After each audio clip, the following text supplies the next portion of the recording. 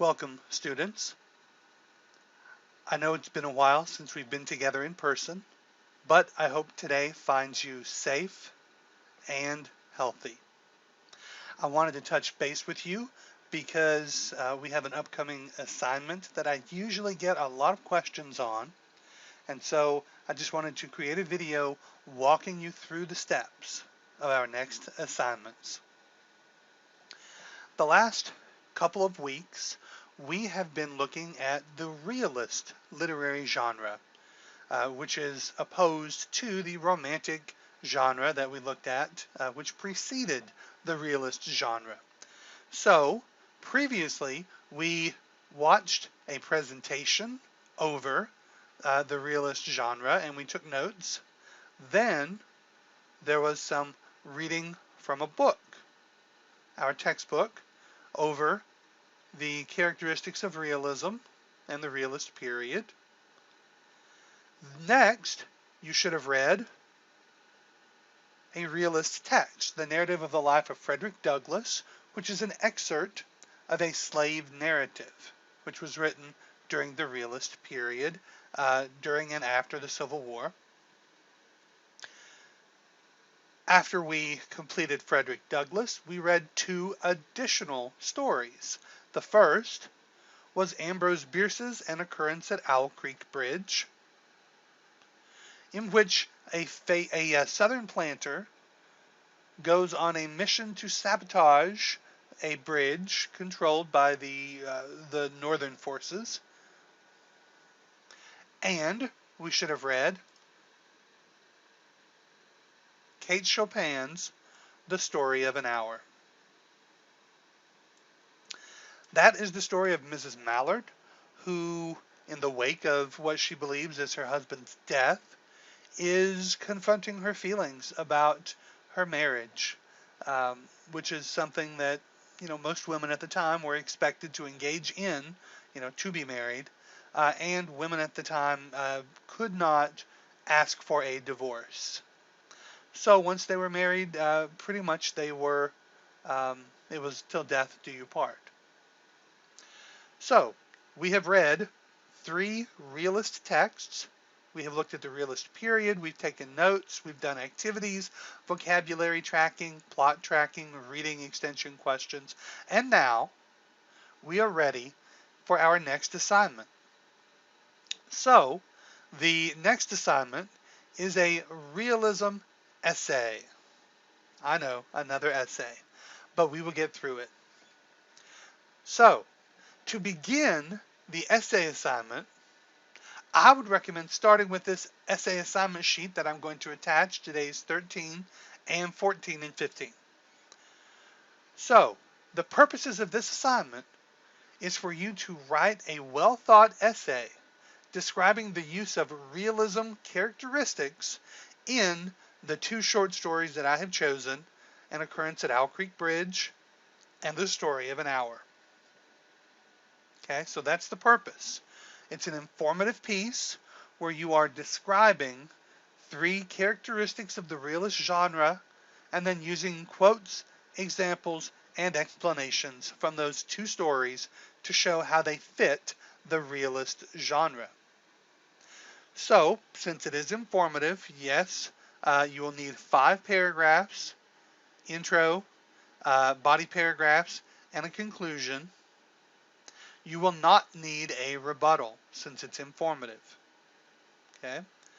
So just as normal, we will do some pre-writing, which is where your day 13 assignment comes in. Then you will write a rough draft on day 14. And day 15, you will self-review your own paper and then get me a final draft submitted to Google Classroom. Okay? And all of those are broken down for you in the different steps. So the first thing to do before we worry about this different body structure for the paper, which I'll explain later, we're going to start with step 1. And to show you here is a rubric that breaks down the point totals for this assignment. If you want to get the full credit, very good to excellent work for introduction. It needs to be engaging, have a thesis statement, and preview the structure of the paper. You'll need to use precise language and appropriate vocabulary. You'll need to choose very good, relevant, sufficient details. Organize the ideas in a complex way that makes sense using transitions. You'll employ appropriate style and tone for an academic paper. Your conclusion will follow from and support your thesis and give readers a final thought, extending realism to the real world and not just keeping it in the text. And finally, you will have very few or no errors in punctuation, capitalization, spelling, grammar, usage, the norm. So there's the rubric, which will be attached to the Google Classroom assignment. But step one, we are going to complete the elements of realism chart. And you'll see on the left-hand side, I have given you the story of an hour and an occurrence at Owl Creek Bridge. So these three boxes are for the story of an hour. Those three and over are for Owl Creek Bridge. The first step wants you to choose an element of realism. So you will choose 3 different elements of realism. And what I recommend is that you use the same ones for the story of an hour as for an occurrence at Owl Creek Bridge. It makes writing the paper a little simpler, as you'll see later. And generally, it kind of flows better if you choose the same characteristics. You don't have to. If you think one characteristic works better for the story of an hour and you want to choose a different one for Owl Creek Bridge, you have that option. But I would recommend choosing the same 3 for both stories. Now, where can you find those elements of realism? Well, we took notes, guided notes on day 4 that you still have access to. But I would go to day 5. And if you scroll down to page 456 in the reading, on the right hand of the page here, there is a sidebar. And that chart gives you 6 different characteristics of realism.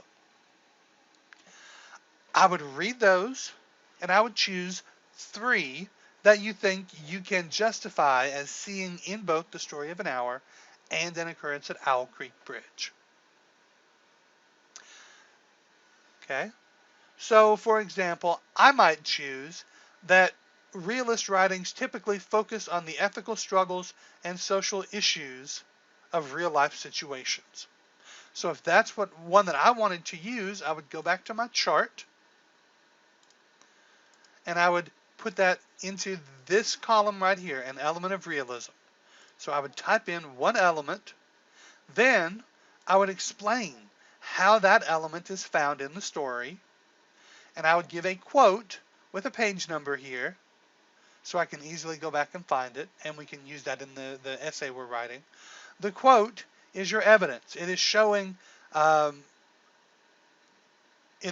where this element appears in the story, and it's going along with your explanation here. Okay, so I have completed this part for you. I do not want you to use just to copy what I wrote. This is an example for you. This should not be copied. Okay, if you do, then that will be plagiarism, and we'll have to deal with that. But this is an example for you to see what I'm looking for as you fill out this chart. So for story of an hour, the first element that I chose was that it focuses on the ethical struggles of real-life situations.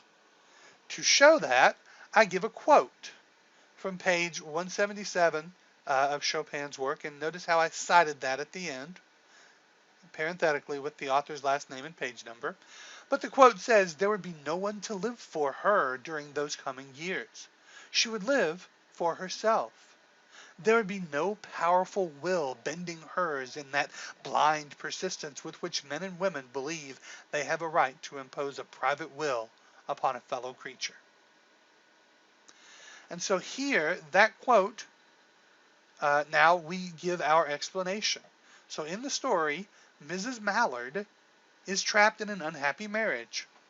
Even though her husband is not abusive or unkind to her, Mrs. Mallard does not like the fact that she must, quote, live for someone else, her husband. She also does not like the fact that her identity as a woman is based on her husband. Her personal worth, her validation in the eyes of society are based on the husband that she chose to marry, Mr. Brentley Mallard. In fact, throughout most of the story, even her identity, her name, when we say Mrs. Mallard, that is based not on her given name that we find out later is Louise, but it's based on the identity of her husband, his last name, Mallard, Mrs. Mallard. So her identity is completely wrapped up in that of her husband, and as an early feminist in this time, Mrs. Mallard, Louise, does not like that. She struggles with wishing to end the marriage and finally live for herself, but a divorce was not something a woman could ask for during that time period. So I have chosen my element.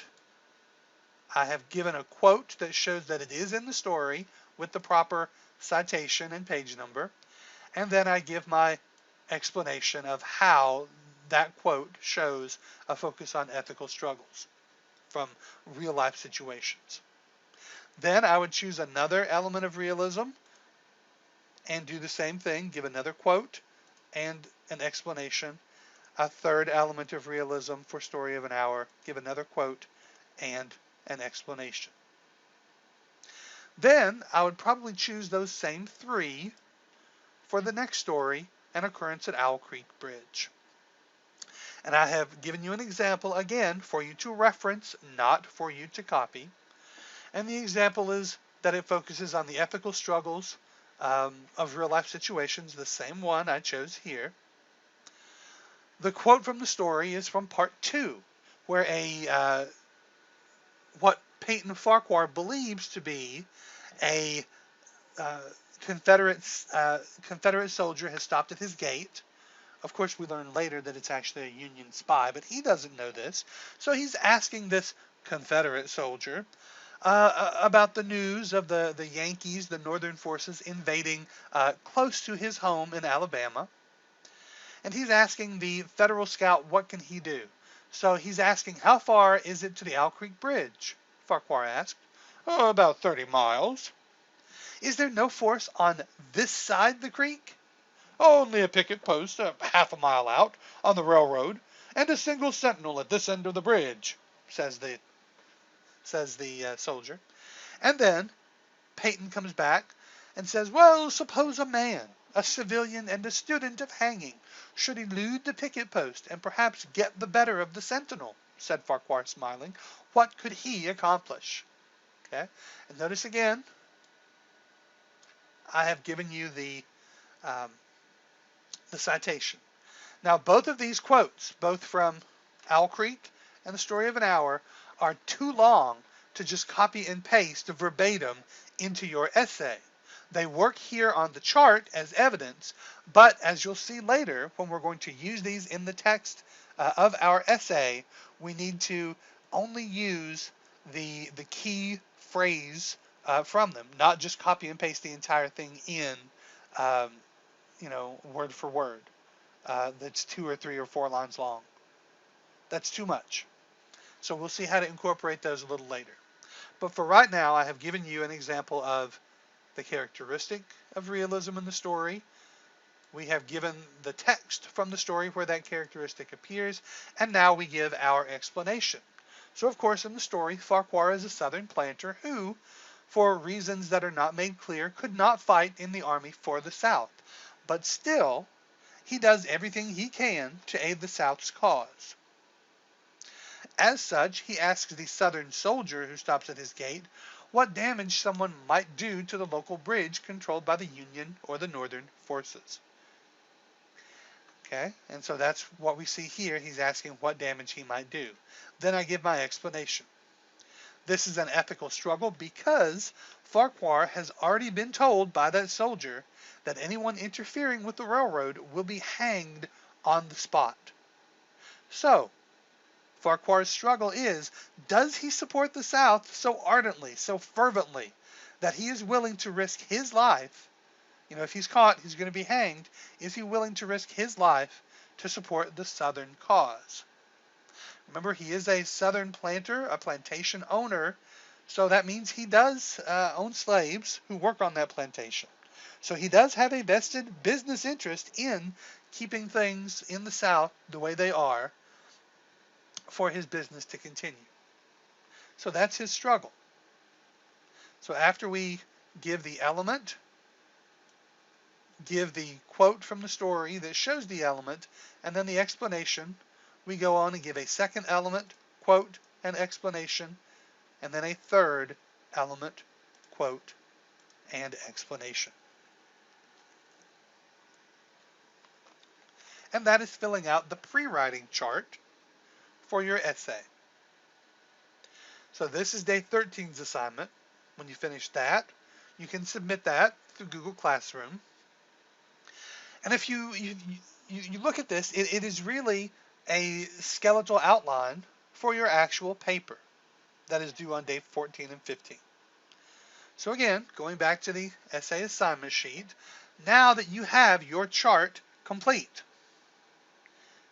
here's what you do.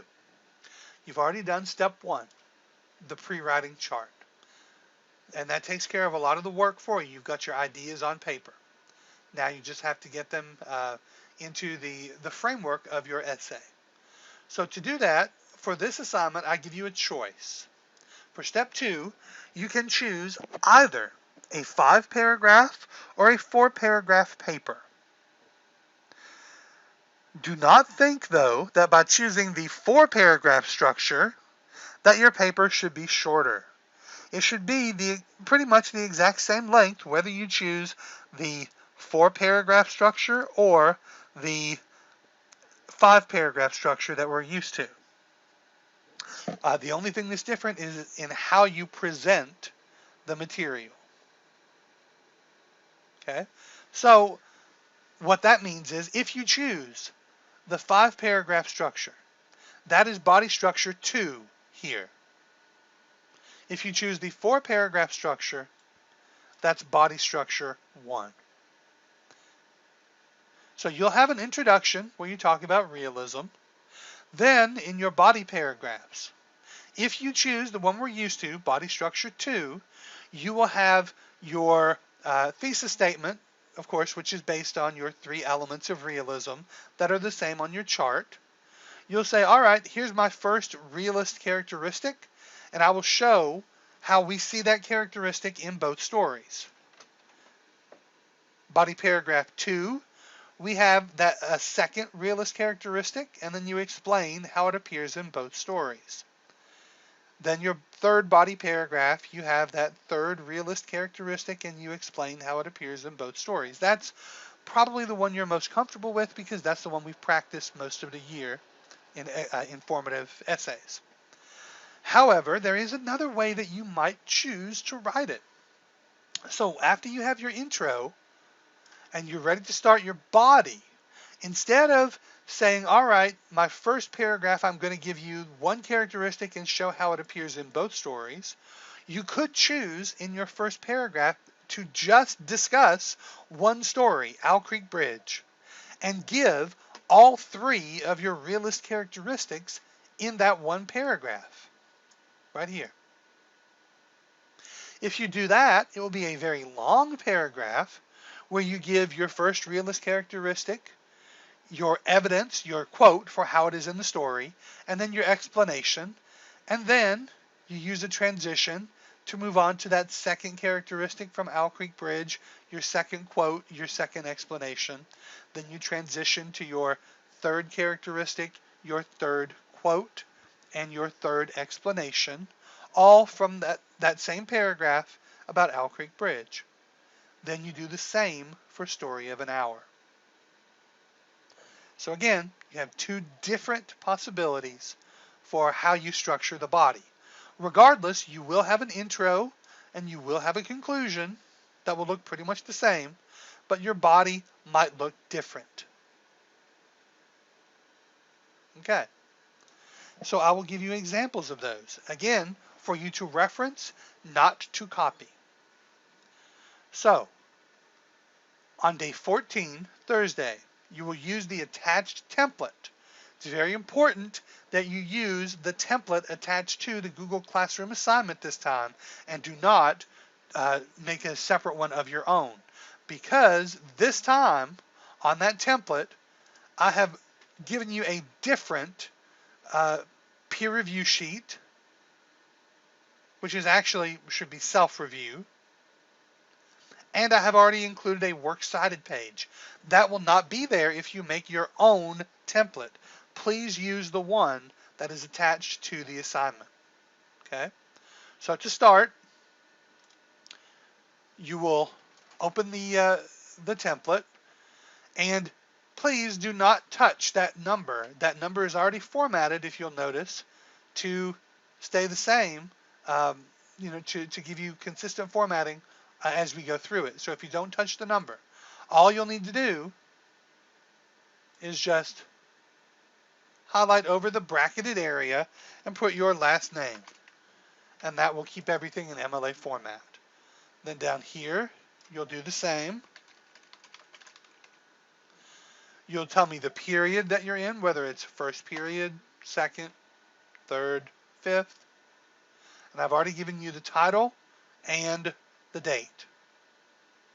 I've already given you the paper title as well, Realism Characteristics. Although if you want to change that and come up with a catchier title, feel free. But don't agonize and spend too much time on the title. Then you start with your introduction. What should your introduction have?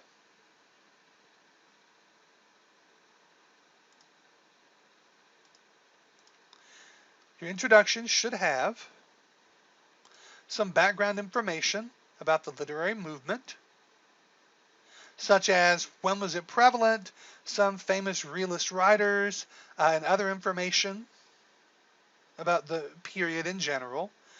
Then you will give your thesis statement, one sentence at the end of the introduction. And that should be discussing the characteristics of realism that you're going to examine in the body paragraphs. So I have given you an example introduction, again, to show you what I'm looking for, not for you to copy, or not to copy most of and then just change it around a little bit. No, I want you to write your own. So here's an example of what I'm looking for in terms of an introduction. That gives you background information and then a thesis statement. So, realism is a style of writing developed in the 19th century that attempts to depict life accurately without idealizing or romanticizing it. Very general introductory statement. More background information. This style views the world scientifically and embraces common everyday heroes. It also contains themes based on contemporary society and on the lives of middle and lower classes. That's background info. Then we transition into our particular stories. Many well-known stories use realism, such as The Story of an Hour by Kay Chopin and Occurrence at Owl Creek Bridge by Ambrose Bierce. Then here's your thesis statement. Both stories have the characteristic of focusing on ethical struggles and social issues, point 1, and depicting ordinary characters in everyday life, point 2. Now, if you chose the same characteristic for all three, three that are common to both The Story of an Hour and Occurrence at Owl Creek Bridge, you would put that here. This student has chosen instead to use a different characteristic for that third characteristic. So we say, while The Story of an Hour uses the rejection of idealized larger-than-life heroes, and Occurrence at Owl Creek Bridge emphasizes objectivity. So the first two are the same for both stories, a focus on ethical struggles and depicting ordinary characters, but they switch up that third characteristic. The third one for The Story of an Hour is the rejection of larger-than-life heroes, while the third one for Owl Creek Bridge is an emphasis on objectivity. That's perfectly fine. If you wanted to keep the emphasis on objectivity, though, as your third one for both of them, then that would work as well. So here's a good introduction because it gives you background information, then it transitions to the stories at hand, and then it gives one thesis statement at the end of your intro that gives your characteristics you're going to focus on. Now it's time for the body. So remember, the body is going to look something like this, whether you chose the body structure 2 that we're more familiar with, or you varied it up a little bit with body structure 1. Okay, so if you chose body structure 2, here's an example of that, the one that has 3 paragraphs in the body, where you focus on the characteristics, and then you give that characteristic for each story. So here's how that might read. Again, for your reference, not for you to copy. First of all, both stories focus on ethical struggles and social issues from real-life situations. Chopin's Story of an Hour sees the heroine, Mrs. Mallard, trapped in an unhappy marriage. Even though her husband is not abusive or unkind to her, Mrs. Mallard does not like the fact that she must live for someone else, and that her identity and even her name are based on her husband. Okay? Notice how I go back to the thesis, but I don't just give it in that exact same language. I change it up just a little bit. And now I focus on one particular story, the Story of an Hour, where I give a little bit of a summary. And then I show how there's an ethical struggle. She does not like the fact that she must, quote, live for someone else.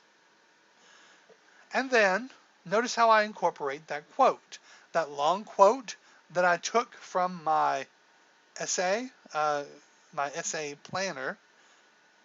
I cut it down to only the most relevant phrases, and I incorporated those into the structure of my own sentence. I didn't just plop it in there with no introductory material. Okay, so here's how I incorporate that quote. Believing her husband has just been killed in an accident, Mrs. Mallard feels a wave of relief because there, quote, would be no one to live for her during these coming years. And notice how I take out just a couple words there, and when you do that, you put a ... for the ellipsis. And then if you add something to help, structure the sentence according to the way that you structured it here, if you add that inside the quote, you put brackets around any material that you add to show that it is not the original author's work, but that you added that in to help make it flow better. Okay, she experiences a wave of relief because, quote, there would be no one to live for her during these coming years, and she would live for herself. Notice how then I have my ending quotation mark, my parenthetical citation where I give the author and page number, and only then do I give my ending period for that sentence. I have given my evidence, my quote. Now I'm going to explain it. Clearly, Mrs. Mallard had wished to end the marriage, but a divorce was not something a woman could ask for during this time period. Okay, so I give my first element of realism. I explain and give the evidence for how we see that in my first story, Story of an Hour. In that same paragraph, I continue to the next story with a transition word or phrase. So here I use in a like manner. So in a like manner, Ambrose Bierce's Occurrence at Owl Creek Bridge also focuses on an ethical struggle. The dilemma faced by genteel Southern planter Peyton Farquhar, who could not fight in the army for the South, but still does everything he can to aid the South's cause. As such, he asks the Southern soldier who stops at his gate what damage someone might do to the local bridge controlled by the Union or Northern forces. And here is where I go back and I bring in my quote. But again, that is way too long to just copy and paste in there. So I take out the main phrase and put it in my sentence. And so here's where we see that. Farquhar inquires that, quote, should And here I'm adding in a word, so I'm putting it in brackets. Should someone elude the picket post and perhaps get the better of the sentinel? I've left out some things, so I put the ellipsis, ... What could he accomplish? Question mark and end quotation. And then I have my parenthetical citation, the author's last name and page number, and then I put my period to finish the sentence. Now notice that I include the question mark here because this is the form of a question. So we're directly quoting a question that has a question mark that finishes the quotation. So that's why I include the question mark here.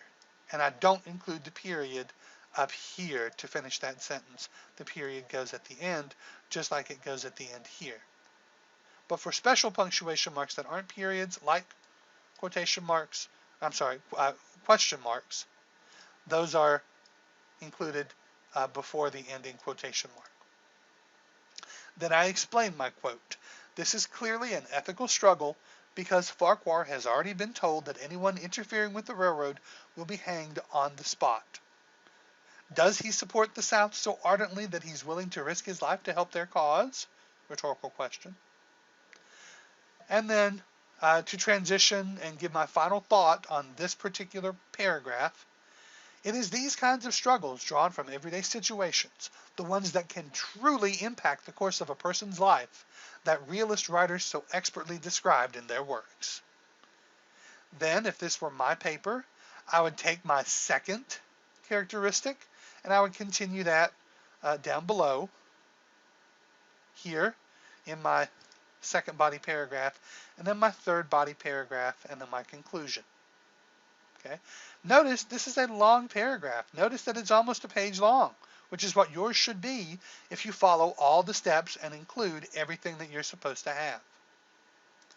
So again, that was if you chose to do this, the body structure we're most familiar with, 3 body paragraphs, each focusing on the characteristic and then explaining that characteristic in one story and then the second. I also give you an example for your reference if you choose to do only 2 body paragraphs. Okay, so you'll have your intro, and then if you choose to describe everything about an occurrence at Owl Creek Bridge in 1 paragraph, here's how you would do that. So your first body paragraph would say something like, Ambrose Bierce's An Occurrence at Owl Creek Bridge is an excellent example of the realist genre. Like many other realist texts, Bierce's story draws on ethical struggles and social issues from real life, depicts ordinary characters in everyday situations, and emphasizes objectivity and matter-of-fact presentation of the plot. Notice how I give you an intro sentence to situate which story we're talking about, and then I restate my thesis in different words to show, first I'm going to show how this story talks about ethical struggles, then depicts ordinary characters, then emphasizes objectivity, or depicting things just as they are without any subjective emotions attached. Then I start explaining those 3 things. Notice how I have a transition here to begin. Bierce's Occurrence at Owl Creek Bridge focuses on an ethical struggle, a dilemma faced by genteel Southern planter Peyton Farquhar, who could not fight in the Army for the South, but still does everything he can to aid the South's cause. As such, he asks the Southern soldier who stops at his gate what damage someone might do to the local bridge controlled by the Union or Northern forces. And again, I have my quote. Farquhar inquires that, should someone, again, I added that in, so I put it in brackets, elude the picket post and perhaps get the better of the sentinel. I left things out, so I have an ellipsis, ... What could he accomplish? Question mark, quotation mark, and then my parenthetical citation, author's last name, page number, and ending punctuation period. Okay, I explain it. This is clearly an ethical struggle because Farquhar has already been told that anyone interfering with the railroad will be hanged on the spot. So does he support the South so ardently that he is willing to risk his life to help their cause? It is these kinds of struggles drawn from everyday situations, the ones that can truly impact the course of a person's life, that realist writers so expertly described in their works. Okay, notice how all of that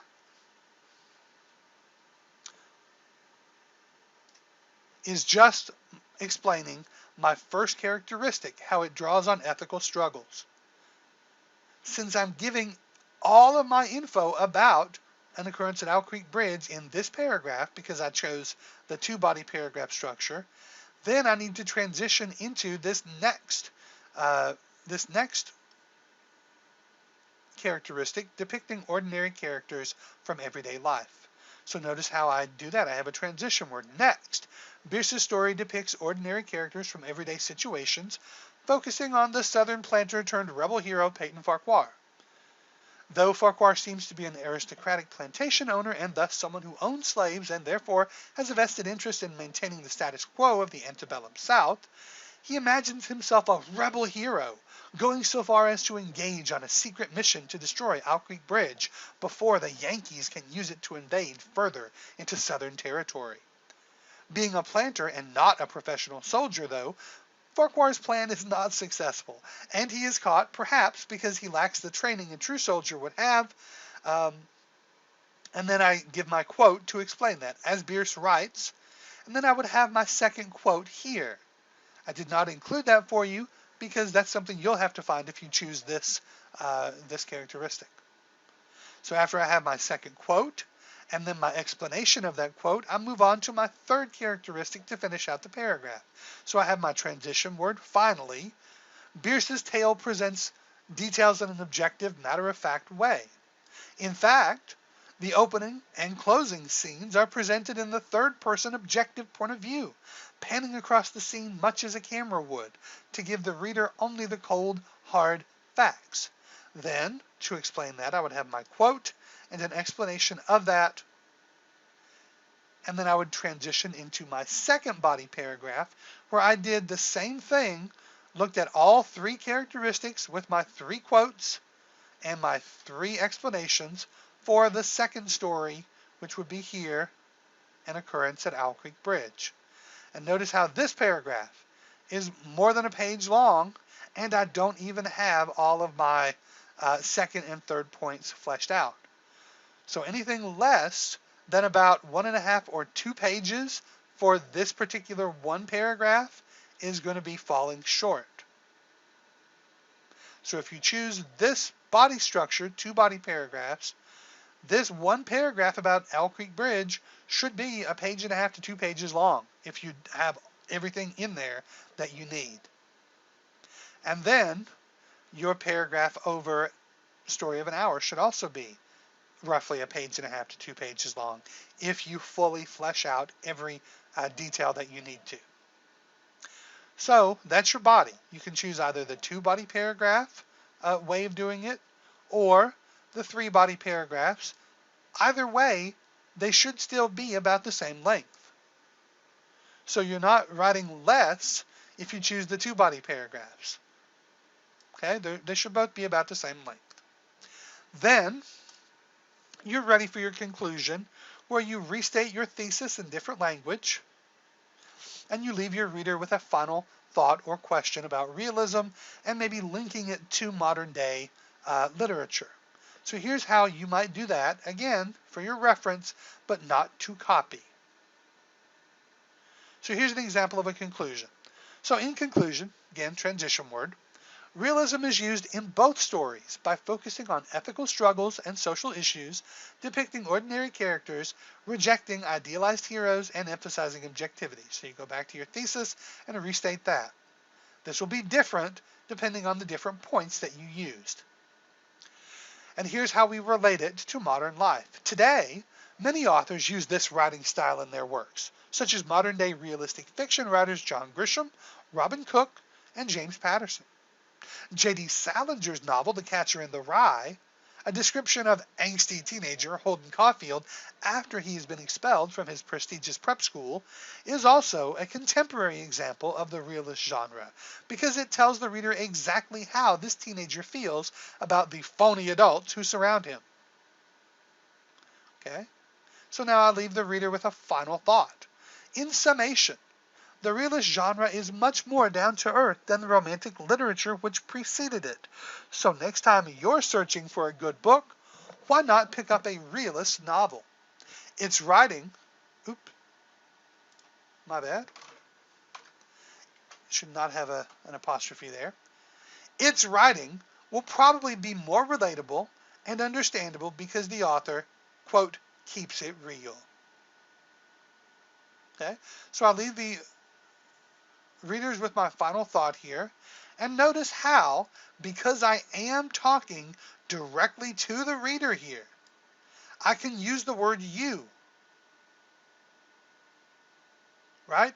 I'm telling the reader, the next time you, reader, are searching for a good book, pick up a realist novel. So here's a tip for deciding, can I use you or not in a sentence? Put the word reader after it. And if it makes sense, as in a positive there, you're directly referencing the reader, then you can use it. But if it does not make sense to put reader after the word you, then you can't use you there. You have to give a specific word like student or person. In summation, the realist genre is much more down to earth than the romantic literature which preceded it. So the next time you, reader, are searching for a good book, why not pick up a realist novel? It works. So I have walked you through day 13, filling out the realist characteristics, again, which you find in this little Elements of Realism sidebar and on your guided notes from day 4. So I've walked you through completing your chart. Then I walked you through the assignment sheet, which tells you exactly how to complete your draft, with what should be in the intro, what should be in the body structure that you chose, and then your conclusion. Okay, so that is day 14. For day 15, you will complete a self-review sheet to check over your own work. That self-review sheet is after the Works Cited page on the template. So you will go through and you will say, all right, does it have a hook or attention grabbing opening? If so, I will put an X in the box to show, yep, it has a hook, and then I will make any feedback to myself that I want to take into consideration when I make my final draft. So I might say, should I include additional details in my hook and background? So just something to think about.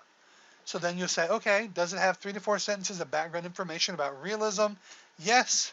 And again, something to think about. Maybe list some popular realist writers,